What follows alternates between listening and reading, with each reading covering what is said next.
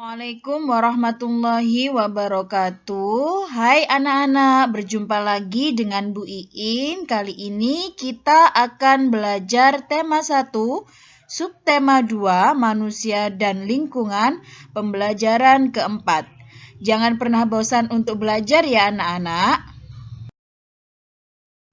Pada pembelajaran 4, kita akan belajar tentang kenampakan alam dan kenampakan buatan. Apakah kenampakan alam itu? Kenampakan alam adalah segala sesuatu di alam yang merupakan ciptaan Tuhan, hasil dari peristiwa alam dan bukan merupakan akibat aktivitas manusia. Sedangkan kenampakan buatan adalah daerah yang sengaja dibuat di lingkungan baru untuk kepentingan tertentu. Kepentingan tertentu tersebut antara lain untuk kemakmuran, melindungi satwa dan tumbuhan, pembangunan sarana dan prasarana bagi umum. Pada kesempatan ini, Bu Iin berharap kalian bisa membedakan mana yang termasuk kenampakan alam dan kenampakan buatan di halaman 89. Dan tentunya kalian dapat menjawab pertanyaan di halaman 90. Berikut ini adalah contoh kenampakan alam. Kenampakan alam pada bentang alam Indonesia merupakan salah satu yang terlengkap di dunia. Ada laut, pantai, dataran rendah, lembah subur, padang rumput, sungai, danau, bukit, pegunungan, hingga gunung dapat ditemukan di Indonesia. Selain contoh-contoh kenampakan alam, ada juga contoh kenampakan buatan seperti jalan raya, sawah, Candi Borobudur yang ada di Kota Magelang, Jawa Tengah yang dibangun pada masa dinasti Sailendra. Ada jembatan Suramadu yang menghubungkan kota Surabaya dengan Pulau Madura. Tugu Monas yang ada di Jakarta, Bendungan Karangkates yang ada di Kota Malang, Taman Safari yang ada di Prigen, dan Pelabuhan Perak yang ada di Kota Surabaya. Contoh-contoh itu tadi ada di Indonesia. Selain itu, masih banyak sekali kenampakan buatan yang Indonesia miliki. Setelah mengetahui itu semua anak-anak, Bu Iin berharap kalian hendaknya membaca di halaman 90 dan 91 mengenai bentang alam Pulau Papua secara umum.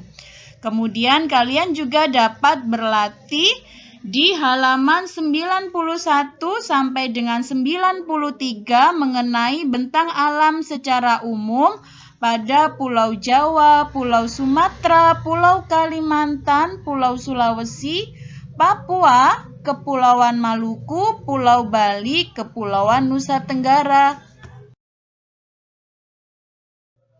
Bentang alam di Indonesia sangat bervariasi. Masing-masing wilayah memiliki karakteristik masing-masing yang membedakan dengan wilayah lain di Indonesia. Bentang alam wilayah Indonesia yang bervariasi tidak terlepas dari keadaan iklim di Indonesia.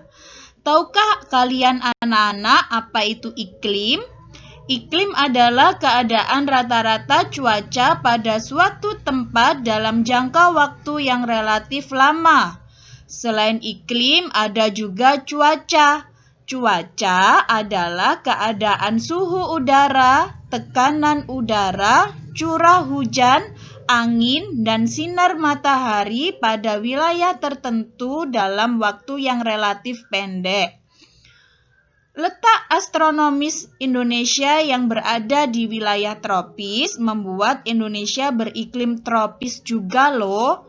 Ciri iklim tropis antara lain suhu udara yang tinggi sepanjang tahun dengan rata-rata tidak kurang dari 18 derajat Celcius, yaitu sekitar 27 derajat Celcius. Di daerah tropis tidak ada perbedaan yang jauh antara suhu pada musim hujan dengan suhu pada musim kemarau. Ciri iklim tropis lainnya adalah lamanya siang dan malam hampir sama, yaitu 12 jam. Keberagaman flora dan fauna di Indonesia. Ada beberapa faktor yang mempengaruhi keberagaman flora dan fauna di Indonesia, antara lain faktor iklim, tanah, dan air. Selain faktor tersebut, ada juga faktor abiotik dan faktor biotik. Untuk lebih lengkapnya, kalian bisa membaca di halaman 96 sampai dengan 97. Berikut adalah persebaran flora di Indonesia. Secara umum, flora di Indonesia dibagi menjadi dua, yaitu Indo-Malayan dan Indo-Australian. Indo-Malayan meliputi wilayah Kalimantan, Sumatera, Jawa, dan Bali. Sedangkan Indo-Australian meliputi wilayah Sulawesi, Maluku, Nusa Tenggara, dan Papua. Karakteristik flora pada Indo-Malayan antara lain jenis meranti sangat banyak, terdapat berbagai jenis rotan, tidak terdapat hutan kayu putih, jenis tumbuhan matoa sedikit jumlahnya, jenis anggrek sedikit jumlahnya, terdapat berbagai jenis nangka dan tidak banyak tumbuhan sagu. Sedangkan karakteristik Indo-Australian antara lain jenis meranti-merantian hanya sedikit, tidak terdapat berbagai jenis rotan, terdapat hutan kayu putih, terdapat berbagai jenis tumbuhan matoa, jenis anggrek sangat banyak, tidak terdapat jenis nangka, dan banyak terdapat tumbuhan sagu. Selain pembagian flora di Indonesia, juga ada peta persebaran fauna di Indonesia. Seperti yang kalian lihat saat ini, di Pulau Sumatera terdapat beruang, harimau, dan gajah. Di Pulau Jawa terdapat badak dan macan. Di Pulau Bali dan Nusa Tenggara terdapat sapi atau banteng dan komodo di Pulau Nusa Tenggara. Sedangkan di Kalimantan ada satwa orang utan, di Pulau Sulawesi ada babi hutan, anoa, dan ayam hutan. Sementara di Pulau Papua terdapat burung cendrawasih, burung kakak tua jambul kuning, kuskus, dan walabi. Menurut coraknya, fauna di Indonesia dikelompokkan menjadi 3, yaitu fauna bagian barat atau sering disebut tipe asiatis, fauna bagian tengah atau tipe peralian, dan fauna bagian timur atau tipe australik.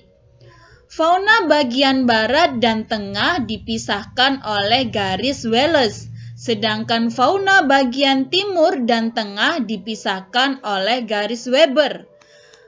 Fauna Indonesia bagian barat atau tipe asiatis meliputi wilayah Jawa, Sumatera, Bali, Kalimantan, dan banyak ditemukan hewan seperti badak, gajah, banteng, macan, tapir, kerbau, rusa, orang utan, monyet, babi hutan, bekantan, dan lain sebagainya. Sedangkan fauna Indonesia bagian tengah atau tipe peralian meliputi wilayah Timor, Sulawesi, Maluku, dan Nusa Tenggara. Hewan yang sering dilihat di sana antara lain anoa, babi rusa, kuda, monyet sabah, babi, beruang, ikan duyung, dan masih banyak yang lainnya. Sementara fauna Indonesia bagian timur atau tipe Australik meliputi wilayah Halmahera, Papua, dan Kepulauan Aru. Satwa yang ada di sana antara lain kanguru, walabi, landa irian, kuskus, dan masih banyak lagi hewan yang lainnya. Secara umum anak-anak, pada pembelajaran 4 kita belajar tentang kenampakan alam, kenampakan buatan, bentang alam, iklim, cuaca, persebaran flora dan fauna di Indonesia, dan nilai-nilai yang terkandung dalam Pancasila. Cukup sekian anak-anak pembelajaran hari ini. Semoga kalian dapat memahami apa yang Bu Iin sampaikan dan semoga pembelajaran kita kali ini bermanfaat. Terima kasih. Wassalamualaikum warahmatullahi wabarakatuh.